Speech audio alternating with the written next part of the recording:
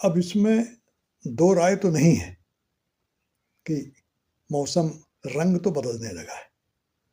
अब देखिए, खबर है कि मध्य प्रदेश में ही 26 जिलों में थोड़ा बूंदाबांदी तो हुई है, यानी अब मानसून की आहट सुनाई पड़ने लगी और गर्मी का प्रकोप धीरे धीरे ही सही कम तो होगा।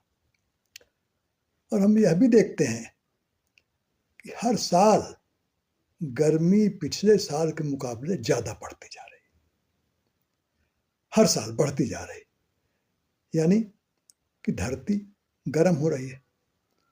और जब हमारा शरीर गर्म होता है तो हम कहते हैं कि बुखार आ गया है, तो फिर धरती को भी बुखार आ रहा है, या ये कहें कि धरती का स्वास्थ्य बिगड़ रहा है।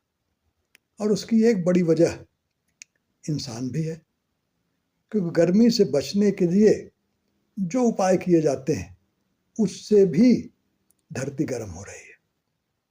जैसे गर्मी से बचने के लिए ज़्यादा से ज़्यादा एसी लगाया जाना, बिजली का बहुत ज़्यादा इस्तेमाल, और फिर ये जो वाहन इतना ज़्यादा दौड़ते हैं उसका भी फर्क पड़ता है। फिर जो तमाम कंक्रीट की कॉलोनियाँ खड़ी होती हैं, बिल्डिंग बनती रहती हैं, बड़े बड़े फ्लाईओवर बनते हैं, बड़े बड़े शॉपिंग मॉल, फ्लैट्स बनते हैं, उन बिल्डिंगों की वजह से गर्मी।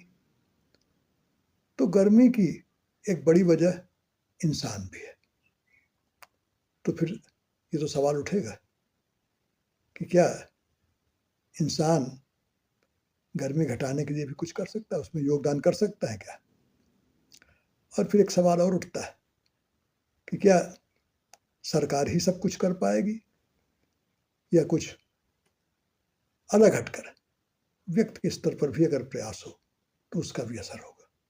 इस पर फिर आगे बातचीत होगी। तो चलिए आज शुरू करते हैं आज की पहेली। ध्यान से सुनिएगा। 4 अक्षर का मेरा नाम, 4 अक्षर का मेरा नाम, अपराधों की रोकथाम में आऊं काम। क्लू है, 4 अक्षर का मेरा नाम, अपराधों की रोकथाम में आता काम। मध्य के 2 हटे कार बन जाऊं। 2 अक्षर बता दिए आपको, किनारे वाले दोनों। मध्य के 2 हटे कार बन जाऊं। बोलो बच्चों, मैं क्या हूं? ये तो हुई आज की पहेली, दिमागी कसरत, शब्दों का खेल, शब्दों की बाजीगरी। और पिछले सप्ताह जो पहेली थी उसका उत्तर भी जान लीजिए। और उसका उत्तर बताया टिमटिम ने सही, हालांकि काफ़ी मशक्क़त करनी पड़ी, पर दिमाग लगाते लगाते बता ही दिया। पिछली पहेली सुन लीजिए, याद करिए कि पिछली पहेली थी, वो भी 4 अक्षर का मेरा नाम। आऊं दुनिया भर में काम, या आऊं इंसानों के काम। मध्य हटे तो कार बन जाऊं, इसमें भी कार ही था। तो टिमटिम ने बताया कारीगर।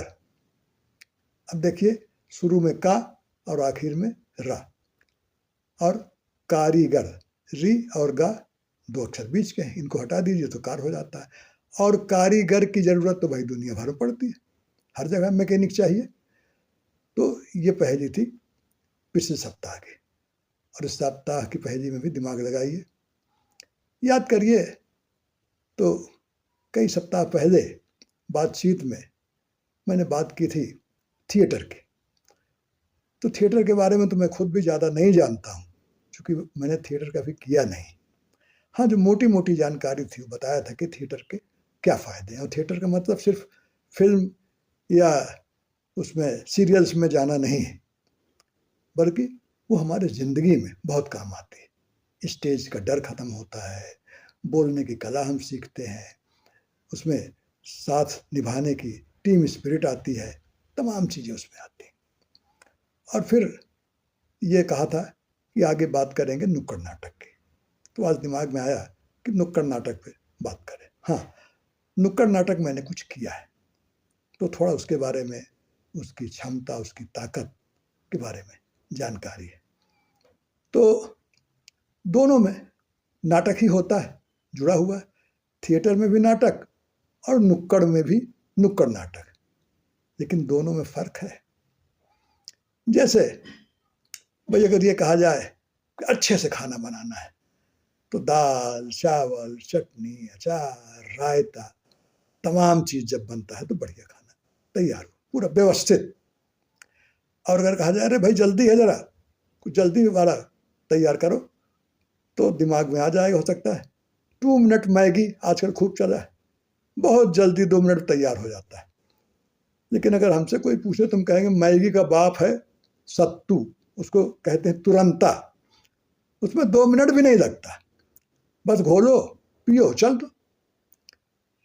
तो उसी तरह का फर्क अगर कहा जाए तो थिएटर और नुक्कड़ नाटक में, दोनों नाटक से जुड़े हैं, लेकिन दोनों में बहुत बड़ा फर्क है। एक मोटा फर्क जो मेरी समझ में आता बता दूं कि थिएटर में दर्शक को जाना पड़ता है नाटक देखने, बड़ा फर्क है। और नुक्कड़ नाटक दर्शक के पास नाटक लेकर जाता है, ये बुनियादी फर्क है दोनों में। दोनों दर्शकों का मनोरंजन करते हैं और उनको सोचने पर मजबूर करते हैं, समाज की विसंगतियां हैं वो दिखाते हैं, तमाम सवाल उठाते हैं।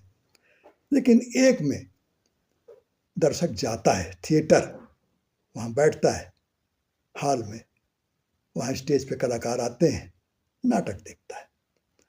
और नुक्कड़ नाटक में नाटक दर्शकों के पास जाता है, कोई जरूरत नहीं है हॉल की स्टेज की, कोई जरूरत नहीं कि दर्शकों के बैठने की व्यवस्था हो, कोई राह चलते आदमी थोड़ा सा रुक के खड़ा होकर एक कोने में नाटक देखता है और नाटक का पूरा आनंद उठाता है और फिर अपने रास्ते चला जाता है। यानी गली नुक्कड़ में भी जो नाटक हो वो नुक्कड़ नाटक, इसको अगर कहें पीपुल्स थिएटर कह दीजिए तो गलत ना होगा कि आम जनता का ये नाटक उनके लिए है, उनके पास पहुंचता है।